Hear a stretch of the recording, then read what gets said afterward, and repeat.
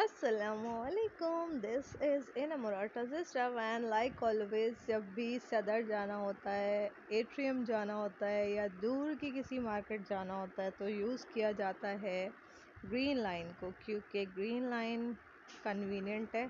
आपको इस रश वाले टाइम पे सदर में पार्किंग नहीं मिलती एंड सदर एक जो है हजूम वाली जगह, जहाँ से अगर आपको कुछ ख़रीदना है, परचेज़ करना है तो एक तो आपको रेट्स कम मिलेंगे क्योंकि होलसेलर्स वहीं पर हैं सारे, and rates come and cheese की वैरायटी बेशुमार। सो वहीं से मोस्टली बिजनेस हर किसी का चल रहा होता है। सो दैट्स वेरी कन्वीनियंट कि आप डायरेक्टली वहीं जाएं, वहीं से परचेज़ करें। एंड मैं तो हूँ अकेला बंदा, तो मेरी तो कोई टेंशन ही नहीं है। मैं इजीली जाती हूँ, वहाँ से परचेज़ करती हूँ एंड इजीली आ जाती हूँ। जब मुझे ऐसी कोई शॉपिंग करना होती है जिसमें मैं बज़ाते ख़ुद मुझे अपने लिए कुछ लेना होता है तो मैं वहाँ जाती हूँ एंड मेरे 2-3 स्टाइल्स हैं जिनको मैं कैरी करती हूँ, तो मुझे वो वहाँ से ही मिल रहे होते हैं। So these are the things. And अभी जो आप देख रहे हैं कि मैं बकाई वाले स्टेशन से, बकाई के स्टेशन तक मुझे भाई छोड़ देता है एंड उसके बाद जो है फर्दर मैं ग्रीन लाइन को यूज़ करती हूँ, क्योंकि अगर वो मेरे साथ जाएगा फिर वो भी बेचारा इतना स्टक होगा और काम भी नहीं हो सकेंगे एंड फिर जाहिर सी बात है टाइम वेस्ट होगा। इसलिए ग्रीन लाइन बस सर्विस एक ऐसी सर्विस है हमारे लिए जिनके घर के नियर है। ये हम यहाँ से बैठ के इजीली पूरे हब पे पहुँचते हैं। सदर इज़ अ हब, कराची का हब जो है वो सदर है। सेंटर जो है आपको अगर जाना है तो फिर एक तो हुजूम से आपको बचना है, ट्रैफिक से आपको बचना है और आपको जल्दी जल्दी पहुंचना है, तो दैट्स वेरी कन्वीनियंट। अच्छा, दिन में तो वैसे भी सबका रोज़ा होता है तो लोग उठते ही देर से हैं, तो ये टाइम था तकरीबन 2-2:30 बजे तक का, ठीक है। पहले जब मैं जाया करती थी और ग्रीन लाइन नहीं होती थी तो फिर मुझे प्रॉब्लम होता। अच्छा, फिर हम नुमाइश से जो है हम किसी ऑटो को ले लेते हैं एंड ऑटो को लेकर फिर अगर आपको एट्रियम जाना है, ज़ैनब जाना है तो वहाँ तक। So that is the convenient way to do और टू गो। सो अब यहाँ पे मैं आ गई और मुझे एक पैंट लेना थी जीन्स की, जो कि मेरे भाई की थी एंड भाई जो है दूसरा वाला गया हुआ था शॉप पे और मुझे उसके लिए पैंट अर्जेंटली बेसिस पे लेना थी। यहाँ से मैंने वो परचेज़ की एंड परचेज़ करने के बाद फिर मैंने यहाँ से अपने लिए एक शर्ट देखी एंड देन यहाँ पे आपको जो है अच्छे स्टफ़ में टाइट्स मिल जाएंगे एंड एक्सरसाइज करने के लिए स्टफ़ अच्छा मिल जाएगा, ब्रांडेड ऐसा स्टफ़ जो 2-3 साल में भी ख़राब नहीं होगा, वो वाली चीज़। ये जो शॉप है ये ज़ैनब में है और इसके पास जो है ये स्टॉक होता है मौजूद। जिसको चाहिए वो ले लें। अगर ये ट्राउज़र्स आपको समझ में आते हैं, मुझे बहुत अच्छे लगते हैं क्योंकि इनका स्टफ़ बहुत ज़बरदस्त होता है, ख़राब बहुत देर से होते हैं एंड पहने हुए अच्छे बहुत लगते हैं। कैप्री स्टाइल में पहनना हो तो भी अच्छा है और अगर लॉन्ग पहनना है तो भी अच्छा है। एंड अब आगे आगे कुछ और लेना था। हाँ, ये क्यूट सा बच्चा जो मेरे पीछे पड़ गया था एंड मेरी बिल्कुल जान नहीं छोड़ रहा था।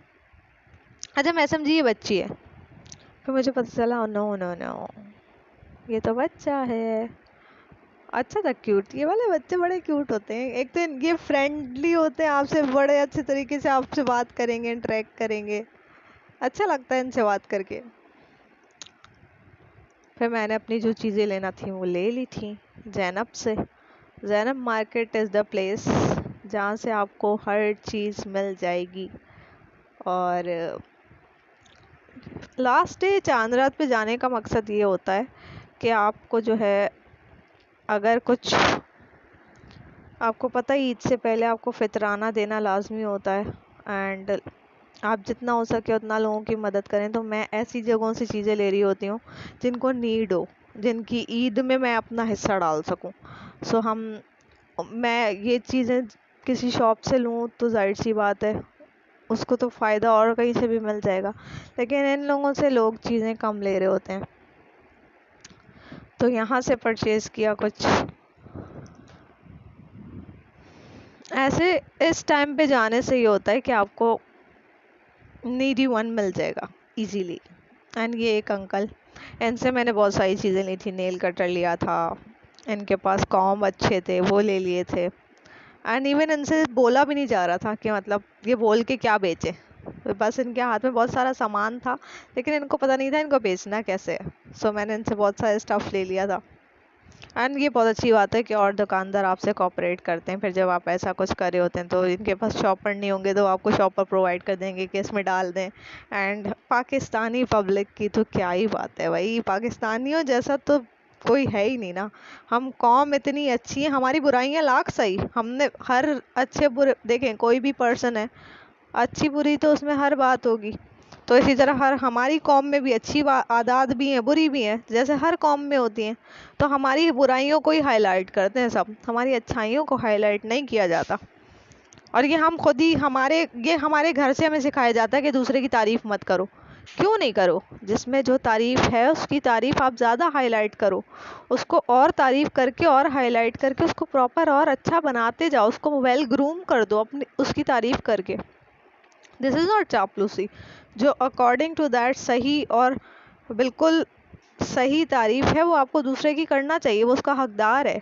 और ये जो आप करते हैं ना कि जेलसी में भी नहीं बोलते, किसी ने बहुत अच्छा काम भी कर दिया तो आप नहीं बोलेंगे नहीं नहीं नहीं, और आप उल्टा उसको उसके ऊपर तंबी करेंगे, तनकीद करेंगे, ये बहुत बुरी बात है।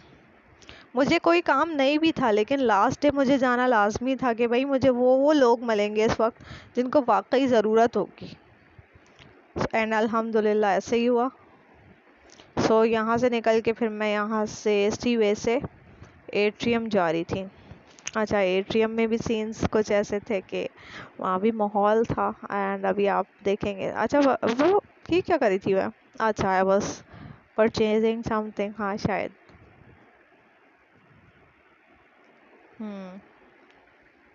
फिर एट्रियम जाना था। अच्छा, हमारे कैमरे का ये होता है, लोग हमसे बहुत डरते हैं, हमारे कैमरे का खौफ ही अलग होता है। लड़के हमें रास्ता दे देंगे वीडियो बन रही, वीडियो बन रही सही हो जाओ वीडियो बन रही हम पूरे नहीं भी आ रहे हैं, उनको पता है कि वीडियो की कार्रवाई चल रही है इनकी, तो लोग खुद ही से। अच्छा, हमारा हुलिया ऐसा होता है कि हम अपना मुंह भी छुपा लेते हैं हम फुली बुरके में होते हैं, फटा हुआ गाउन पहन लेंगे और बस हम निकल जाएंगे सो अकॉर्डिंग ऐसे ही रहना चाहिए बंदे को, मस्त मलंग। जितना आप मस्त मलंग रहोगे ना, देखो आप अंदर से जो भी हो, आप बाहर वाले को पहले ना बताओ। अपीयरेंस हमारे यहाँ बहुत मैटर करती है, अच्छे कपड़े और अच्छी जूतियाँ जी, और ये सब हमारे यहाँ मैटर बहुत करता है। ये देखें, ये कितने मेहनत कश लोग हैं, ये देखें इनको कब कोई सिलवाता होगा कुछ इनसे, जूता कब सिलता है, जब टूट जाएगा तब। अब इनका क्या काम रह गया, मोचियों का कोई काम ही नहीं रह गया ना। अब कुछ टूटता है तो हम दूसरा लेने जाते हैं, हम उसको जुड़वाते नहीं हैं, हम ये बहुत गलत करते हैं। चप्पल टूट रही है, हम उसको दूसरी लेने जा रहे हैं। मैंने अभी तक, मुझे अपनी लाइफ में ये नहीं याद कि मैंने कोई चप्पल टूट गई हो तो जुड़वाई हो, मैंने वही मार्केट से नई ली है लेकिन मैंने जुड़वाई कभी भी नहीं है। और आज मुझे इस गलती का एहसास हुआ, यार ये लोग कितनी मेहनत कर रहे हैं और कहाँ कहाँ बैठ के कर रहे हैं, और हम इनसे जूता नहीं सिलवा रहे और हम दूसरा लेने चले जाते हैं। हमारे पास इतना पैसा है, हम इतना इसराफ करते हैं, और इनको कितनी नीड है हमारी इस मदद की भी कि हम जाके जो इनका वसीला, रोज़ी का वसीला बने। हमारा भी तो कोई ना कोई वसीला ही बनता है ना, जो हम इतना एंजॉयमेंट और चिल कर रहे होते हैं। तो लोग क्या होते हैं, हमारे भी अल्लाह ताला की तरफ से भेजे हुए वसीले होते हैं, और उससे ही हम रिस्क कमाते हैं। हर बंदा ऐसे ही करता है। So these are the things. इसलिए इन सब जो छोटी मोटी जगह वाले होते हैं, इनसे आप कुछ ना कुछ लें, खाएं, एंजॉय करें। इन सब का तो रोजी रोटी यही है। ये कोई लाखों नहीं कमा रहे यहाँ बैठ के, ये बस अपना रिस्क कमा रहे हैं। और उनको रिस्क, हम बड़े बड़े होटल में जाके जो है खा लेते हैं, हम उनसे नहीं पूछते कि भाई 400 का बर्गर तुम 800 में क्यों दे रहे हो, लेकिन हम इनसे पूछते हैं कि 50 रुपए का समोसा तुम या 20 रुपए का समोसा तुम 50 में क्यों दे रहे हो? उनसे हमें पूछना आता है, लेकिन दूसरों से हमें पूछना नहीं आता। जो इतने बड़े ब्रांड्स हैं उनसे हम कुछ नहीं पूछते, और बार्गेन भी इसी से करेंगे। बड़े वाले कह देते हैं हम तो फिक्स्ड है। क्यों बार्गेन का आपने सिस्टम क्यों ख़त्म किया? ये तो पूरे होल वर्ल्ड में चलना चाहिए और चलता है, और इसको ख़त्म नहीं होना चाहिए। तभी तो गरीब की इस्तात ख़त्म हो जाती है कुछ भी ख़रीदने की। ये मेरा फेवरेट प्लेस है जहाँ से मैं आराम से वॉक करके जाती हूँ हमेशा। मुझे आदत है, पैदल चलना मुझे अच्छा लगता है। मैं कभी भी ये नहीं करती कि जी मैं यहाँ से ऑटो ले लूँ और ये सब। और ये देखें, ये ग्लासेस अंकल बेच रहे थे, एंड ये बंदा जो है ये ऐसे ही परचेज करा था उनसे, ऐसी तफरीयों में। लिटरली लोग तफरीयों में इनसे परचेज करते हैं। आप मेरी बात समझ गए होंगे कि इनसे परचेज करना क्यों ज़रूरी है। अब इस लड़के को बिल्कुल नीड नहीं थी इस चश्मे की, वो कह रहे कि नहीं मैं किसी बच्चे को दे दूंगा, चले आप मुझे दे दें। So these are the things. हमें अगर यूनिटी करना है और अपने आप में एक डिसिप्लिन पैदा करना है, और ये जो है ये पुलिस वाली जो है मेरी फेवरेट है, बहुत कोऑपरेटिव और मुझे बोलती है लाए मैं आपका सामान अंदर डाल दूँ मैंने कहा अच्छा डाल दे। तो इनका भी बहुत अच्छा बिहेवियर था माशाल्लाह। हम में खुश अखलाक़ी ख़त्म हो गई, वी आर डेड। और जब जब महंगाई बढ़ रही है हम और पस्ती की तरफ जाते जा रहे हैं, और महंगाई हम खुद ही क्रिएट कर रहे हैं, क्योंकि हम गरीब के लिए बाहर नहीं निकल रहे, हम चुपचाप बैठे हुए हैं। अच्छा, ये सोलमेट्स है। सोलमेट से मैं बहुत सालों से एक ही स्टाइल का एक ही जूता परचेज़ करती हूँ, इन्हीं के पास ये मौजूद होता है। अब इन्होंने इसकी क्वालिटी और अच्छी कर दी है। अच्छा, इसका सोल होता है ना, वो आपको बहुत कंफर्टेबल फील कराता है और इसका लुक अच्छा आता है। ये वाला जूता चेक करें आप, ये रेड मुझ पे बिल्कुल नहीं सूट किया था, बिल्कुल भी नहीं। मैंने रेड नहीं लिया था। इसका शार्प रेड था ये ना, मेरे पास शार्प इसी कलर का ना मेरे पास बैग रखा हुआ था, तो मैं चाह रही थी मुझ पे अच्छा लगे तो मैं रेड ही लूँ। अच्छा, नेवी ब्लू भी अच्छा लग रहा था, लेकिन नेवी ब्लू में साइज नहीं था। जब तक आप ऐसे होलियों में होते हैं, लोग मॉल वॉल जा रहे होते हैं ना, तो उनका टेक्सचर बॉडी पोस्चर ही बदल जाता है जी। बिल्कुल वो लड़कियां जीन्स चढ़ा लेंगी, और घर में नॉर्मल अगर कपड़े पूरे ढके हुए भी पहनती है ना, तो उनके कपड़े आधे हो जाएंगे। हमारा क्राइटेरिया ये नहीं होता, हम और ढांप लेते हैं अपने आप को, और लोग समझते हैं कि इन्होंने परचेज नहीं करना, लेकिन परचेज सिर्फ हम ही कर रहे होते, बाकी लोग विंडो शॉपिंग कर रहे होते हैं। These are the thing. अच्छा, वो सिनेरियो होता है तुमसे फिर आप हो जाते हैं आपका, जब कोई कार्ड देखता है ना एटीएम, ये हमारे यहाँ बहुत बुरी चीज़ है, बहुत शदीद बुरी चीज़ है। हम लोगों को इज्जत ही तब देते हैं जब हम उसको देख लेते हैं कि वो क्या है और क्या नहीं है। हमें तो पता होता है भाई, हमने शो तो मारने नहीं है, हम शोबाज तो हैं नहीं, हम सादे से लोग हैं। हमने जाना है, चाहे हमने अबाए में जाना है, पूरे ढके हुए जाना है, कुछ भी अबाए उठा के पहना हो, बस निकल गए। These are the things. हमें अपेरेंस से लोगों को नहीं पहचानना, हमें अब अपना क्राइटेरिया चेंज करना पड़ेगा। फिर मैं ऊपर चली गई, फिर मैंने और कुछ ढूंढा कि मुझे कोई अच्छी शर्ट मिले, कुछ अच्छा मिल जाए, ब्रांड में मिल जाए। सफ़ायर में भी अच्छा था बहुत कुछ, लेकिन सफ़ायर में वो वाली बात नहीं आ रही थी जो आनी चाहिए, नई वाली, बिल्कुल न्यू अराइवल्स में वो वाली बात नहीं थी। और एक दो और जगह थी, वो भी मुझे समझ में नहीं आई थी। फिर मैंने देखे, मेरा होलिया चेक करें आप, वो बोलेंगे आए हाय बेचारी पता नहीं कहाँ से उठ कर आ गई है बस लेकिन हम क्यों नुमाइश करें, हम जो करना है वही करेंगे बस। अच्छा, ये मैंने मेहंदी लगवा ली थी इस बच्ची से। ये बच्ची एट्रियम में बैठी हुई थी एंड बहुत घबराई हुई थी, कांप रही थी फुली।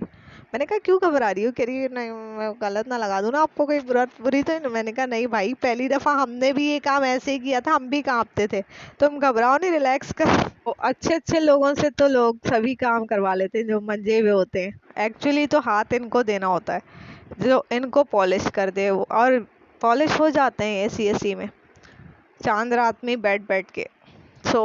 ये भी बहुत अच्छी मेहनती बच्चियाँ होती हैं, ये मेहनत कर रही होती हैं, एंड इनकी मेहनत का यहाँ कोई वो नहीं है पुरसाने हाल। यहाँ पाकिस्तान में ना आर्ट की बिल्कुल कदर नहीं है। अच्छा, लोग लाखों रुपए उस पे दे देंगे कपड़े खरीदने पे, ये वो फलाना धमाका, और बचत कहाँ करना होगी इन बेचारियों के पास आके? 100 रुपए में लगा दो, 100 रुपये में क्यों लगा दो भाई, उसका आर्ट है वो, आपके आर्ट वर्क करिए आपके उस पे हाथ पे। और टैटू बनवा रहे हो जो हराम काम है, उसमें आप दे रहे हो इतने सारे पैसे, और यहाँ आप हलाल काम में इस बच्ची को नहीं दे सकते। और उसको आप आगे बोल दो 100 रुपये की नहीं लगा रही। क्यों लगाएगी भाई 100 रुपये की? 100 रुपये की में आता क्या है आजकल? महंगाई का तनासुब देख रहे हैं आप, पेट्रोल ही 150 रुपये का, और वो अपनी कमर दुखा रही है, आपके हाथ पे काम कर रही है, और आप उसको कह रहे हैं 100 रुपये ले लो। Very bad, this is actually bad. So मेरे इसने मेहंदी लगाई, और मैंने एक और लड़की से भी कहा था कि मेरे मेहंदी लगा दीजिए, और वो अच्छी मंजी भी थी। मैंने कहा एक हाथ आप लगा दें और एक वो लगा देंगी। ये इन्होंने मुझे लगाई थी 250 की, और उनको मैं दे रही थी 300 रुपीज़। लेकिन वो समझी कि I am the wily person ever, मेरे साथ क्योंकि कोई है नहीं, मैं आराम से घर जा सकती हूँ। तो मैंने उसको बताया भाई मुझे अभी बहुत सारे काम करने घर जाके। अब इसी असना में जब ये मेरे मेहंदी लगा रही थी, उनसे मैंने बात कर दी थी, उनको पे भी कर दिया था। एंड काफ़ी देर मैं इससे बातें करती रही, क्या करती हो, एंड ये इंटर की बच्ची थी। So these are the things. And घबराई भी बड़ी थी, डरी हुई, फुल डरी हुई बच्ची होती है ना वो। सो अच्छा हो जाता है इनका काम आहिस्ता आहिस्ता, क्योंकि हमने भी फर्स्ट टाइम जिसको लगाई थी वो, उसने भी तो हमारे साथ कोऑपरेट किया था ना, फिर हमारा भी फर्ज बनता है कि आगे हम लोगों से कोऑपरेट करें। जबकि मैं मेहंदी खुद लगा लेती हूँ, लेकिन ये ईद के दिनों में ना अच्छा लगता है कि आप किसी और को भी मौका दें, वो भी अर्न कर सके, क्योंकि ईद ईद तो साल में एक ही दफ़ा आती है ना, जब आप खुशियाँ मनाते हैं, जब थोड़ा सा अपने ऊपर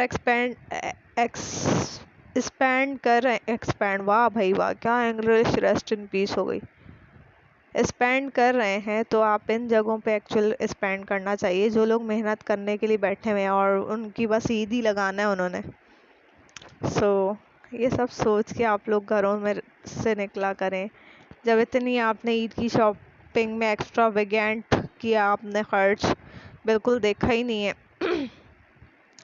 तो यहाँ पे आके आपको बचत क्या करनी है? मैंने लोगों को बहुत इसराफ करते देखा है, 15-15 सूट बनाएंगे लेकिन एक भी गरीब को नहीं देंगे। और ये दुकानों वाले भी इन्होंने अभी देना लोगों को शुरू किया है, पहले ये भी यही करते थे, वो भी कुछ दुकानदार करते हैं अभी, कि इन्होंने अपना अपना किया, पूरी ईद लगाई। अल्लाह ताला ने इसीलिए तो आपका सब कुछ अब तंग कर दिया ना, आपने लोगों में बांटा ही नहीं, तकसीम ही नहीं। जो तुम तकसीम करोगे वो वापस आएगा ना, तुम तकसीम क्या कर रहे हो जो तुम्हारे पास वापस आएगा? इस वक्त लोगों के हालात ऐसे हैं। मैं एटीएम में थी और मैं जिस शॉप से परचेजिंग करी थी, वो बंदा बोलता है कि इस वक्त मेरे पास 50% माल बचा हुआ है। ईद पे 50% माल बचा हुआ होने का मतलब पता है आपको? लॉस हुआ है उसको, फ़ायदा नहीं हुआ। लॉस में लोगों ने ईद गुजारी है। पहले ऐसा नहीं होता था, पूरा साल लोग घाटा बर्दाश्त करते थे, ईद पे उनकी चांदियाँ हो जाती थी। और इस दफ़ा हमारी अपनी हरकतों की वजह से हम इतने तंग हो गए, हमारे दिल इतने तंग हो गए कि अल्लाह ताला ने हमारी पकड़ कर ली। और हो जाती है, एक टाइम आता है पकड़ हो जाती है। दीज आर द थिंग्स, हमें बहुत ख्याल करना पड़ेगा आगे फर्दर हम कहाँ जा रहे हैं, हम एज अ नेशन कहाँ जा रहे हैं, हम अपनी फ्यूचर को कैसे सिक्योर करें। और हम वो चीज़ें जो पहले होती थी, बरकत के लिए सीधे हाथ से लेना पैसा और सीधे हाथ में देना पैसा और सलाम में पहल करना, वो सब हमने छोड़ा है। तो हमारे ऊपर मुश्किलात ने बहुत ज़्यादा वो कर दिया। और इस वक्त आप देखें कि इन्फ्लेशन कितना हो रहा है, अनएम्प्लॉयमेंट कितनी है, लिटरेसी रेट आपका नीचे ही जाएगा, ऊपर नहीं आने का। These are the things.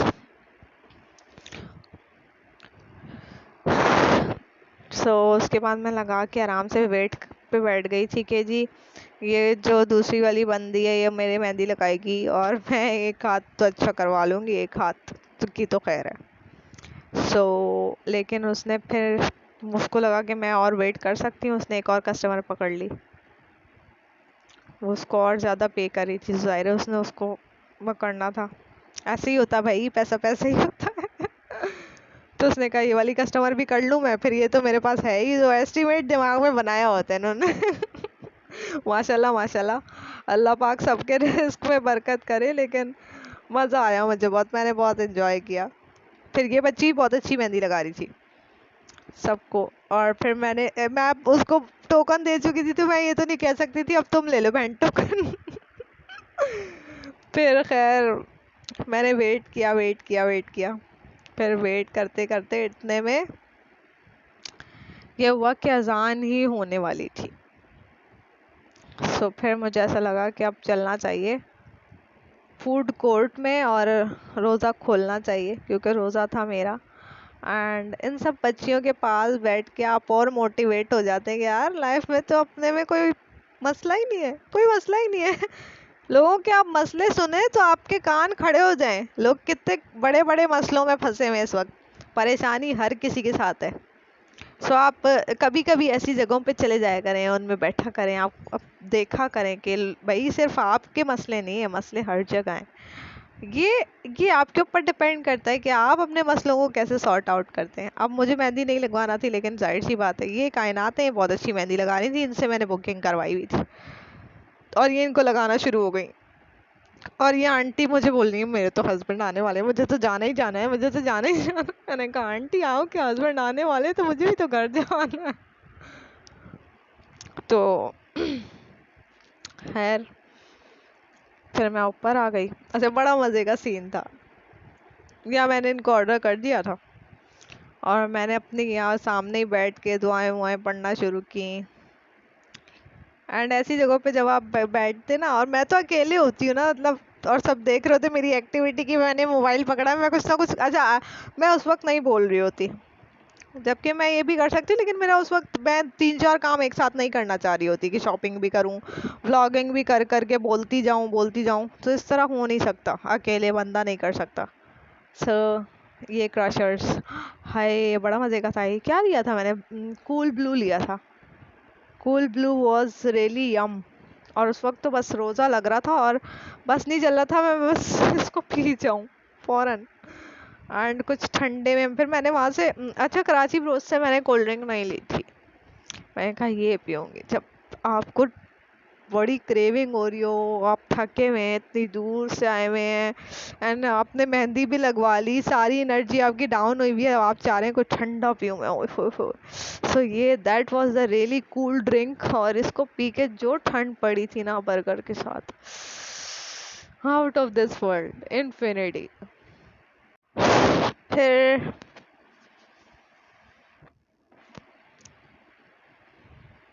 इनके पास ये डिफरेंट सॉर्ट ऑफ ड्रिंक्स थे, एंड ये तो जगह ही इतनी ठंडी थी, इसको तो देख के ठंड आ रही थी।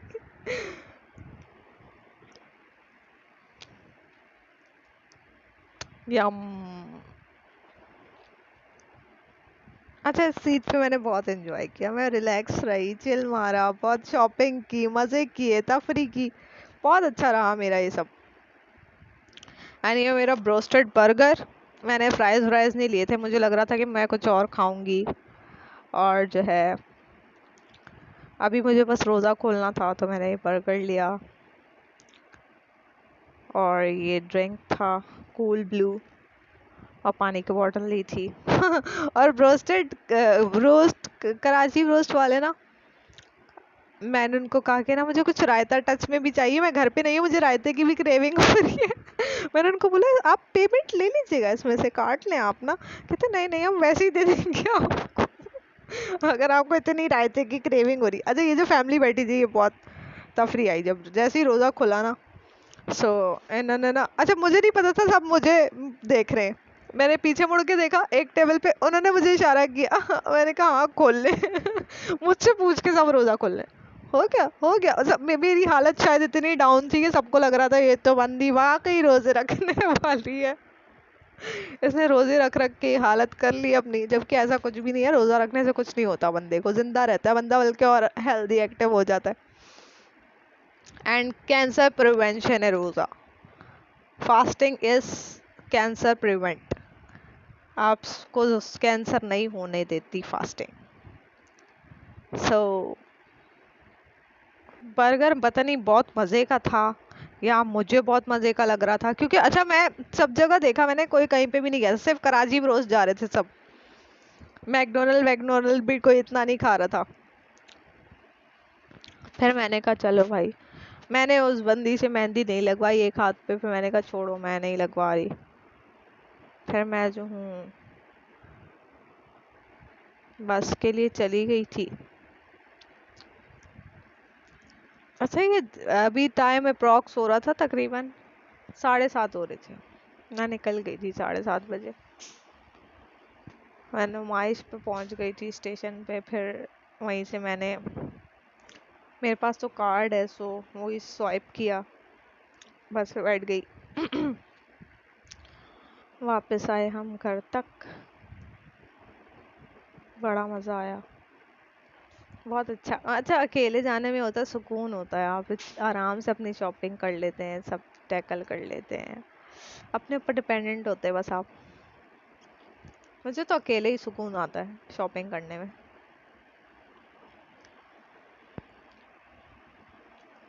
तो मेरी शॉपिंग भी डन हो गई थी, अल्लाह ताला ने जितने काम करवाने थे वो भी करवा लिए थे। मैंने शुक्र अल्हम्दुलिल्लाह पढ़ा कि मुझे कहीं और जाना नहीं पड़ा, मेरे काम अल्लाह ताला ने खुद ही ऐसे करवाए पूरे रमज़ान के, कोई प्रॉब्लम नहीं हुआ। बाकी एक एक और किस्सा है, वो फिर किसी और टाइम सुनाऊंगी, वो भी बहुत ज़बरदस्त है। So stay blessed, stay humble everyone, and Eid Mubarak to you all. Please pray for me, जितने भी न्यू सब्सक्राइबर्स हैं, लव यू ऑल। आप लोगों की सपोर्ट ने मुझे इतना मोटिवेट रखा, एंड आगे भी मोटिवेट करें आप लोग। सो दीज आर